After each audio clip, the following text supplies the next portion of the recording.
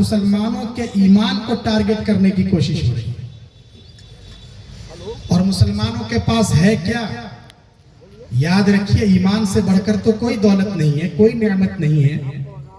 اب یہ نہیں کہ مسلمانوں کو بے عمل بنانے کی کوششیں ہو رہی ہیں، ان کے ایمان کا سودا کرنے کی سازشیں رچی جا رہی ہیں، اور ایسا ہونا ہے ان ایام میں، اس لیے کہ فتنوں کا زمانہ ہے۔ پیارے آقا صلی اللہ علیہ وسلم نے پیشن گوئی فرما رکھی ہے کہ جب فتنوں کا زمانہ آئے گا، قیامت کا وقوع قریب آ جائے گا، تو لوگوں کے لیے اپنے ایمان پر قائم رہنا آسان نہیں رہے گا۔ یمسی الرجل مؤمنا ویصبح کافرا ویصبح الرجل مؤمنا ویمسی کافرا۔ آدمی صبح کو اچھا خاصا ایمان والا ہے، شام ہوتے ہوتے اس کے ایمان کا سودا ہو چکا ہوگا۔ شام کو اچھا خاصا ایمان والا ہے، صبح ہوتے ہوتے وہ اپنا دھرم پریورتن کر چکا ہوگا۔ یہ پیارے آقا صلی اللہ علیہ وسلم نے باضابطہ پیشن گوئی فرما رکھی ہے، اور اب آپ حضرات خود دیکھتے ہیں اپنی آنکھوں سے، سنتے ہیں ایسے حالات کو۔ لوگ تھوڑے تھوڑے بینیفٹ کے لیے، سرکاری اسکیموں سے فائدہ اٹھانے کے لیے اپنا نام بدل دیتے ہیں، اپنا سرنیم چینج کر لیتے ہیں، اور حتیٰ کہ اپنے ایمان کا بھی سودا کرنے پر راضی ہو جاتے ہیں۔ شہروں کی حالت آپ کے سامنے ہے۔ ہمارے جوان بچے جو اعلیٰ ایجوکیشن کے لیے، اعلیٰ تعلیم کے لیے باہر جاتے ہیں، ہماری بچیاں جو حقیقت میں ہمارا مستقبل ہے، ہمارا فیوچر ہے، ہماری بیٹیاں جو ہماری عزت ہیں، یہ کوچنگ کے لیے کہیں جاتی ہیں، پھر آزاد ماحول میں کسی سے ان کی آنکھیں چار ہوتی ہیں۔ پھر ایک وقت وہ آتا ہے جب کسی کے عشق اور محبت کا ایسا نشہ اور ایسا بھوت ان پر سوار ہوتا ہے کہ پھر انہیں اپنے خاندان کی عزت کی کوئی پرواہ نہیں رہتی، اور ایک وقت وہ آتا ہے جب وہ کسی کے ساتھ، غیر کے ساتھ پھیرا لگانے پر تیار ہو جاتا ہے۔ اس طرح ان کا ایمان ختم ہو جاتا ہے۔ ظاہر ہے کہ اگر ہماری نسلوں کے پاس، ہماری بچیوں کے پاس، ہمارے بچوں کے پاس اگر ایمان ہی نہیں رہا تو پھر ایسی اولاد کا فائدہ کیا ہے؟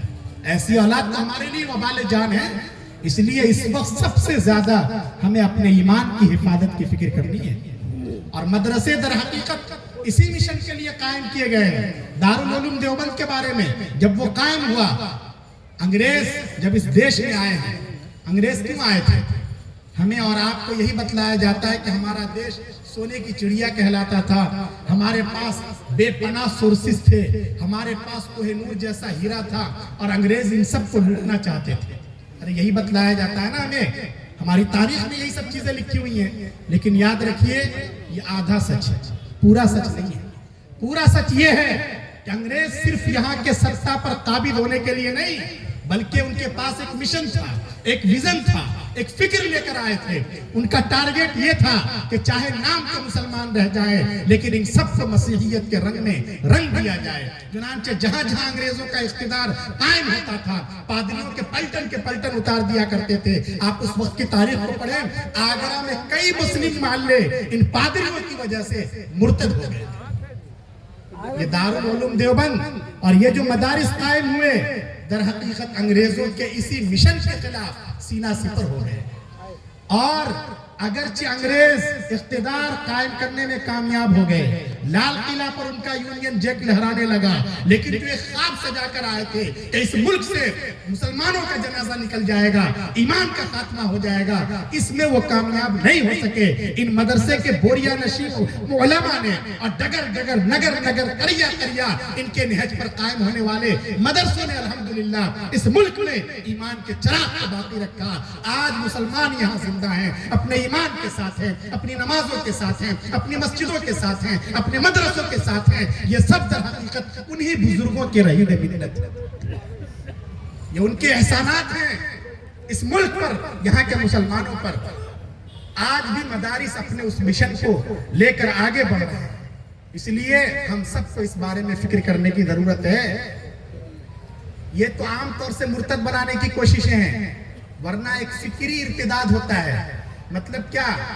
شکل و صورت کے اعتبار سے مسلمان ہیں، ماشاءاللہ علماء سے بھی تعلق ہے، جماعت میں بھی وقت لگ رہا ہے، نماز بھی پڑھ رہے ہیں، لیکن دل اور دماغ میں اسلام کے خلاف بغاوت کے جراثیم بو دیے جاتے ہیں۔ ایسے نوجوانوں کی بھی بڑی تعداد ہے، ان کے دماغ میں سوالات ہیں، انہیں اپنے پرسنل لا پر اعتماد نہیں ہے، اسلام کا نظام میراث ان کی سمجھ میں نہیں آ رہا ہے. ان کا دماغ اس بات کو قبول کرنے کو تیار ہی نہیں ہے کہ آخر اسلام نے طلاق کی اتھارٹی صرف اور صرف مرد کو دی ہے.